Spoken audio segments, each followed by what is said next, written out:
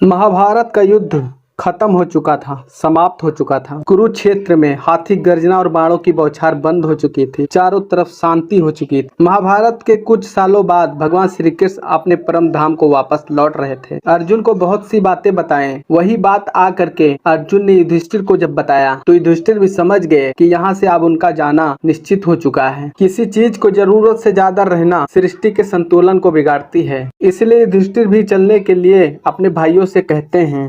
द्रौपदी अपने राजसी वस्त्र को त्याग देती हैं और उनके साथ चलने के लिए निकल पड़ती हैं। बर्फ से ढकी हिमालय की सीढ़ियां जो स्वर्ग की तरफ चल रही थीं। 5 भाई एक पत्नी और उनके साथ था एक बेजुबान जिसे कुत्ता। कुछ दूर चलने के बाद द्रौपदी हिमालय पर्वत से गिर जाती हैं। भीम दौड़कर उनको पकड़ना चाहते हैं, फिर युधिष्ठिर उन्हें रोक देते हैं और कहते हैं कि अब उन्हें रोकने से कोई फायदा नहीं होगा क्योंकि उन्होंने अपने अभिमान को त्याग नहीं सका। और युधिष्ठिर की बात भीम सुनकर चुपचाप रह जाते हैं। कुछ दूर और चलने के बाद सहदेव भी वहाँ से फिसल कर गिर जाते हैं कि सहदेव को अपने ज्ञान पर बहुत ज्यादा अभिमान हो गया था, इसलिए वो भी इस घमंड को त्याग ना सके और वो अब यहाँ से अलग हो चुके हैं। भीम रुक जाते हैं और चल पड़ते हैं। कुछ दूर चलने के बाद वो नकुल भी वहाँ से गिर पड़ते हैं और फिर भीम वहाँ से पकड़ने की कोशिश करते हैं। फिर युधिष्ठिर उन्हें रोक देते हैं और कहते हैं इन्हें अपनी सुंदरता और ज्ञान पर बहुत ज्यादा अभिमान था, घमंड था, इसलिए इनको भी अब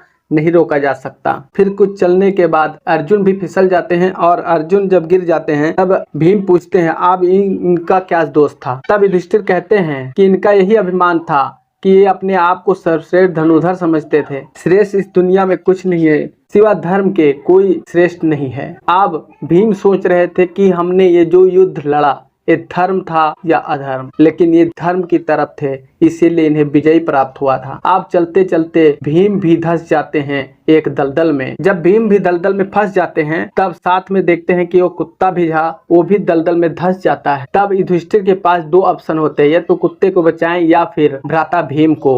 तो युधिष्ठिर धर्म का पालन करते हुए उस कुत्ते को बचाते हैं। जब भीम पूछते हैं तो युधिष्ठिर बताते हैं कि ये तो बेजुबान है और आप खुद सहमत अपने आप को बचाने में, आप निकल आइए। लेकिन भीम नहीं बचते हैं। जब उस कुत्ते को निकाल लेते हैं फिर चल पड़ते हैं स्वर्ग की तरफ। कुछ दूर चलने के बाद स्वर्ग की सीढ़ियां आ जाती हैं। फिर वहां पर मिलते हैं धर्मराज यानी कि यमराज। वो कहते हैं युधिष्ठिर स्वर्ग लोक में प्रवेश तो कर जाओगे, लेकिन मेरी एक शर्त है। वो शर्त ये है या तो ये कुत्ता जा सकता है या तुम। तब धर्मराज कहते हैं युधिष्ठिर तुम्हारे पास 2 ऑप्शन हैं, ये तो इस कुत्ते को यहाँ छोड़ दो। फिर धर्मराज युधिष्ठिर कहते हैं मेरे साथ ही चलकर आया है, बेजुबान जितनी परिश्रम मैंने किया है इतना परिश्रम इसने भी किया है, मैं इसे त्याग नहीं सकता। जाएंगे तो हम दोनों, वरना नहीं जाएंगे कोई भी नहीं। इतना कहकर युधिष्ठिर पीछे मुड़ जाते हैं। फिर उस कुत्ते से एक प्रकाश उत्पन्न होता है जो खुद यमराज थे। यमराज कहते हैं युधिष्ठिर तुमने अपने धर्म का पालन करते हुए यहाँ तक आए हो, अब तुम्हें आगे हम ले चलते हैं। धर्मराज को देख करके युधिष्ठिर उन्हें प्रणाम करते हैं